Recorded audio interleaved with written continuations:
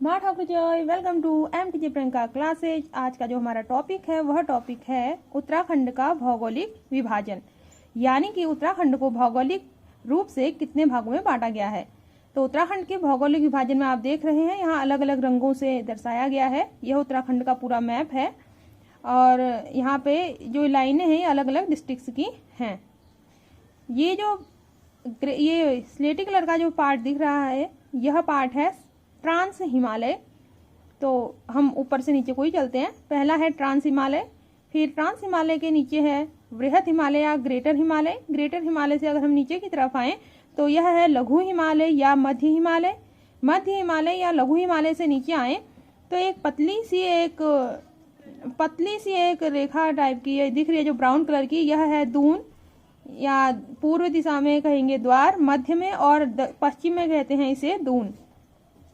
और जो मध्य हिमालय है इसके नीचे से जो हिमालय है वह है शिवालिक क्षेत्र। शिवालिक क्षेत्र के नीचे है भाबर क्षेत्र जो ये पिंक कलर में दिख रहा है।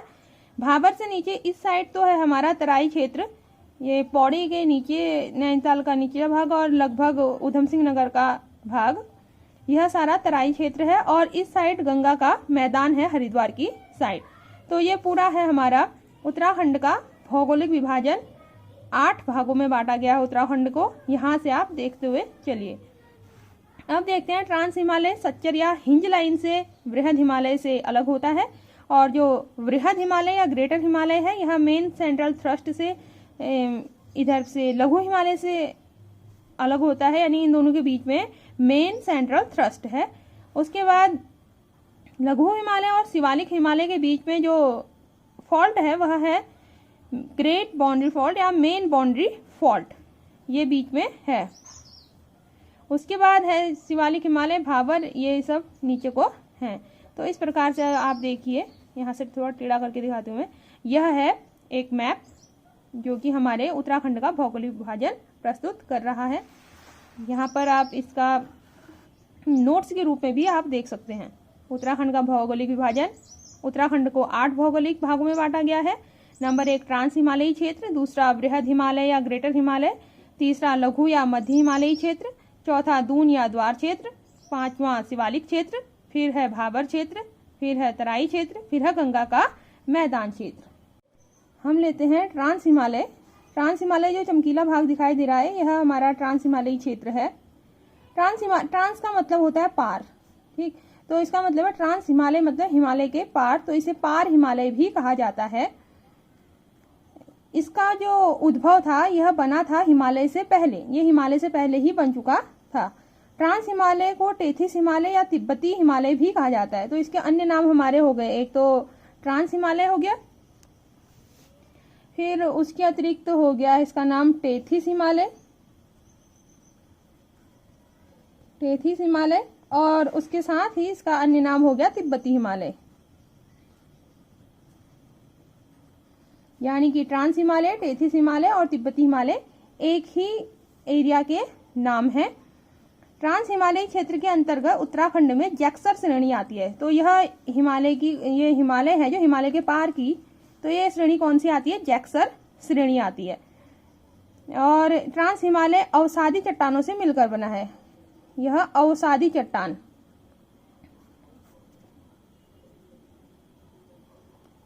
चट्टानों से मिलकर बना हुआ है।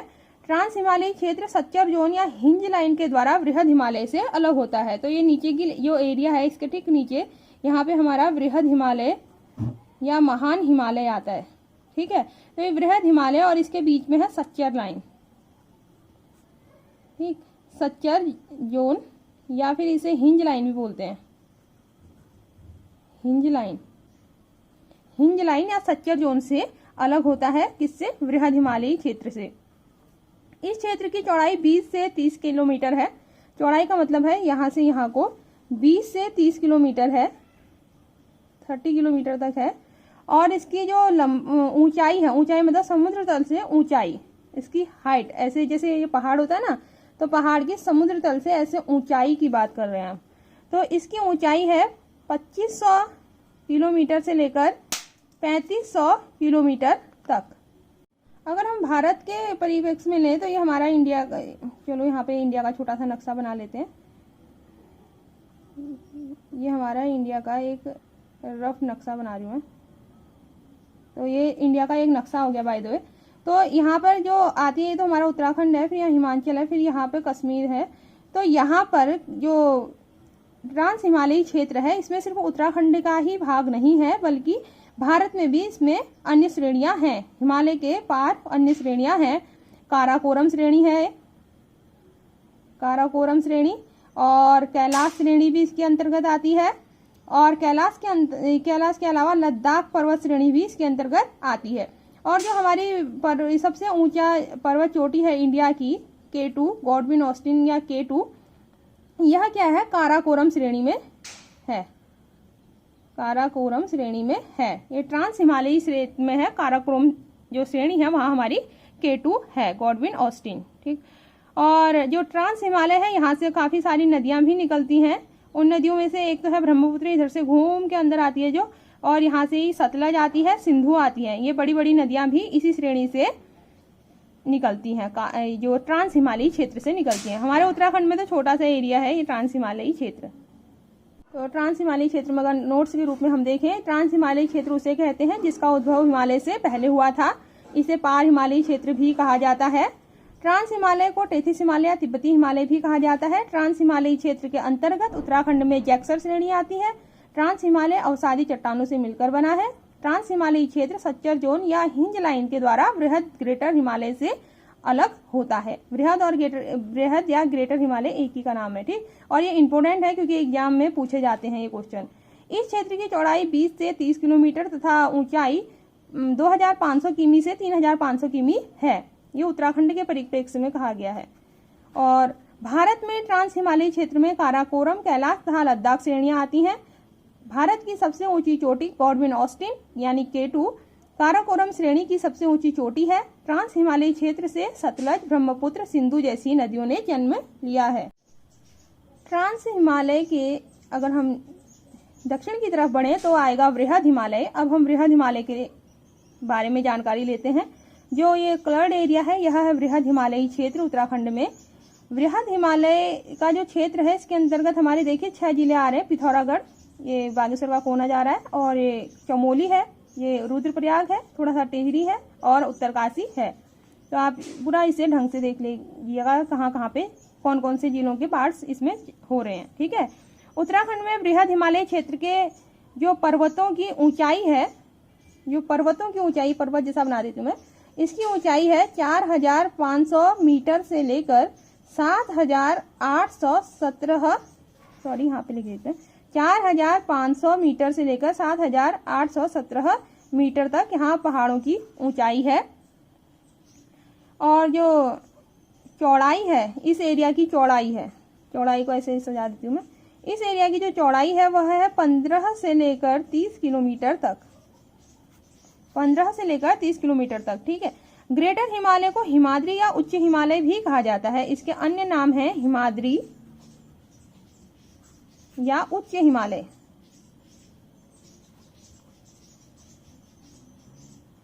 हिमाद्री या उच्च हिमालय। उत्तराखंड में सबसे ऊंची चोटी नंदा देवी ग्रेटर हिमालय में ही स्थित है। जो नंदा देवी चोटी है वह इसी ग्रेटर हिमालय में है। यहाँ पे बना देते हैं नंदा देवी, सॉरी यहाँ पे गंदा दिख रहा है खाली एरिया, तो यहाँ नंदा देवी लिख देती हूँ।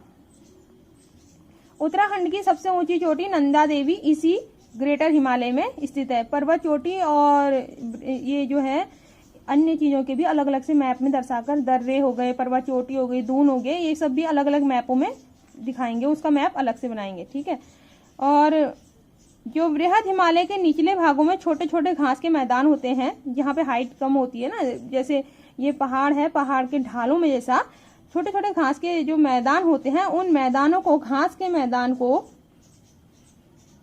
मैदान को हमारे उत्तराखंड में बोला जाता है बुग्याल या पयार। बुग्याल या पयार बोला जाता है। तो क्वेश्चन भी बन सकता है कि बुग्याल या पयार किसे कहा जाता है।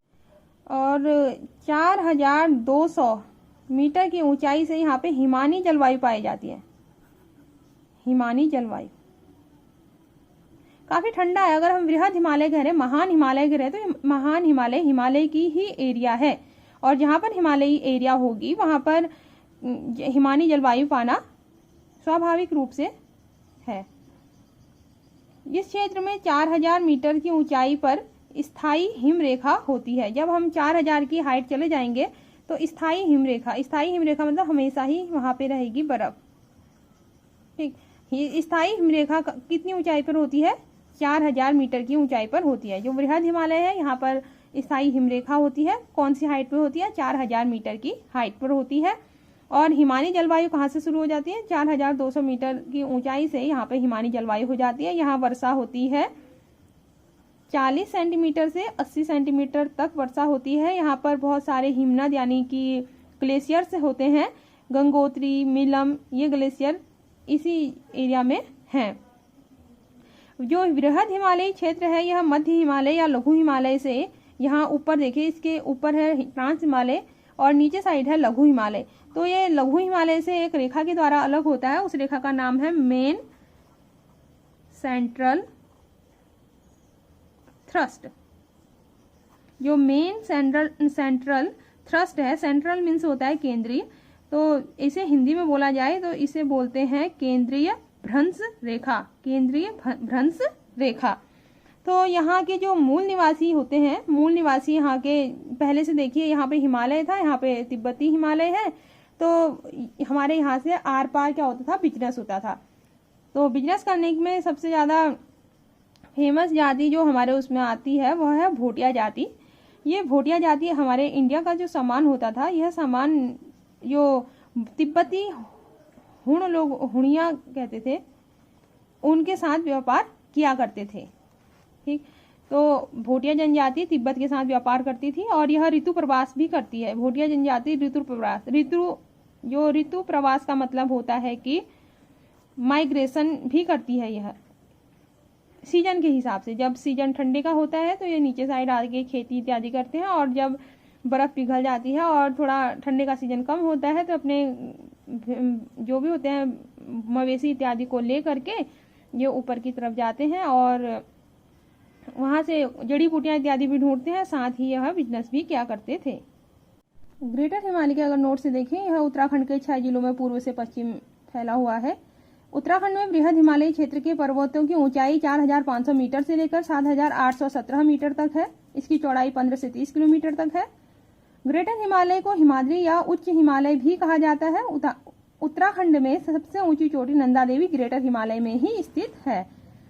वृहद हिमालय के निचले भागों में छोटे छोटे घास के मैदान उत्तराखंड में बुग्याल या प्यार कहलाते हैं।